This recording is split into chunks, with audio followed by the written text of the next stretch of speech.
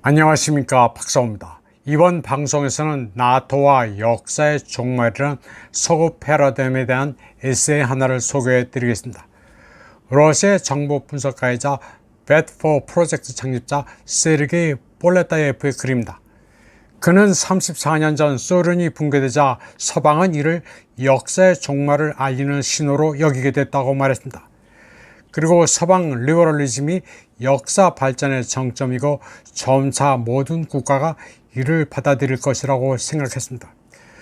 그러면 역사의 종말이란 개념에 대해 간단히 짚고 넘어가겠습니다.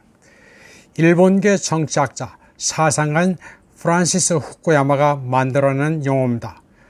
서구 리버럴리즘이 냉전에서 최종 승리를 거둔 만큼 역사의 발전 단계는 정점에 다다라 더 이상 진화할 데가 없다면서 이를 역사의 종말이라 규정한 것입니다. 프란시스 후쿠야마는 굉장히 오만한 리버럴입니다. 나토와 집단 서방의 쾌쾌묵은 이데올로기를 대변합니다. 그는 우크라이나가 자유세계 전체에 대한 영감이라는 말을 하기도 했습니다.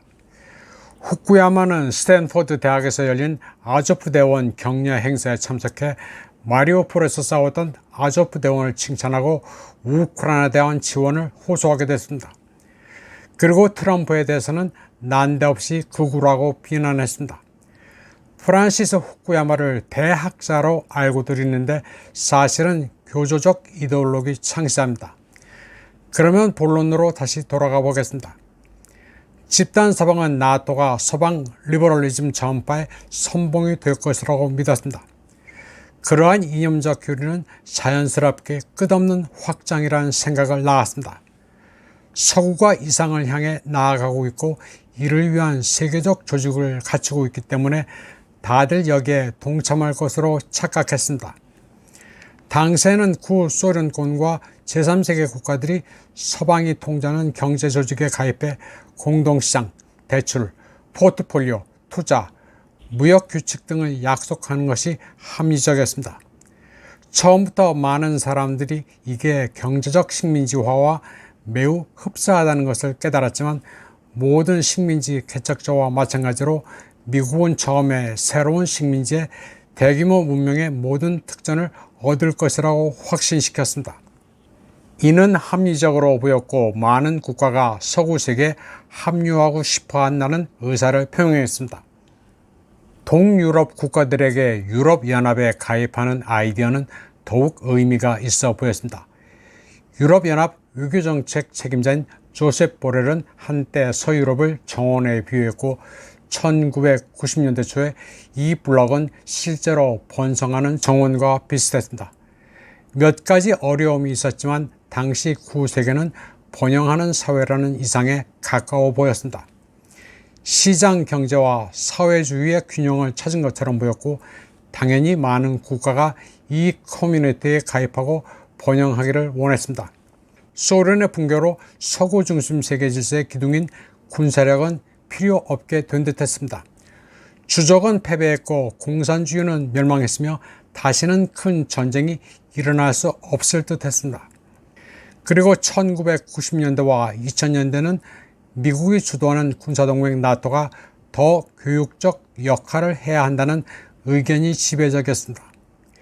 예를 들어 방탕한 독재자를 정신 차리게 하거나 고립된 테러리스트를 분산시켜 민주주의의 길로 인도하는 것, 또 구소련의 경우처럼 초강대국의 잔재를 조심스럽게 지도해 과거 적의 시신에서 새로운 생명을 키우는 것 등입니다.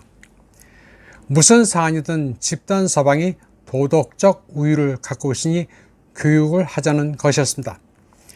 그러나 소련의 붕괴로 주적이 사라졌다고 여긴 나토는 점차 군사 조직에서 정치 조직으로 변했습니다. 그러면서도 나토는 동쪽으로 계속 확장했고 러시아에 대해서는 역사의 종말에 따른 자연스러운 현상이니 받아들여야 한다는 투였습니다. 세르게이 볼레타예프는 나토의 그런 사고방식이 막스 레닌주의 이념과 비슷하다고 설명했습니다.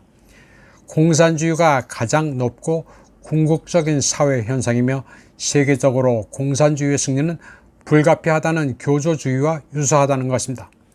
한동안 나토의 확장은 순조롭게 진행됐고 별 저항에 부딪히지 않았습니다.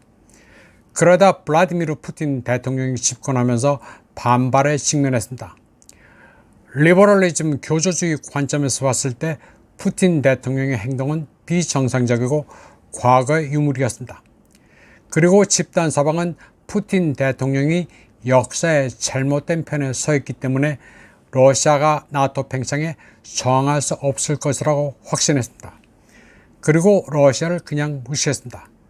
그 결과 유럽에서 대규모 군사 갈등이 발생했습니다. 그러나 서방, 특히 나토의 접근 방식은 실제로 바뀌지 않았습니다. 세상이 바뀌었다는 것을 알고 있음에도 불구하고 여전히 역사의 종말 패러다임을 포기하는 것을 거부하고 있습니다. 모스크바의 특수 군사작전에 대응해 서방은 전면적인 무역전쟁을 일으켰고 우크라이나에 광범위한 군사 지원을 제공했지만 서방 리버럴 엘리트들이 원하는 대로는 되지 않았습니다. 비서방 세계 전체가 서방에서 떨어져 갔고 제재를 가한다고는 하지만 적지 않은 서방 국가들이 러시아와 경제관계를 계속 유지하고 있습니다. 서방은 이제 다수가 아니라 소수가 됐습니다. 그러나 나토는 정신을 못 차리고 있습니다. 워싱턴에서 나토 75주년을 기념해 열린 정상회담에서는 비판적 성찰의 흔적이 없습니다.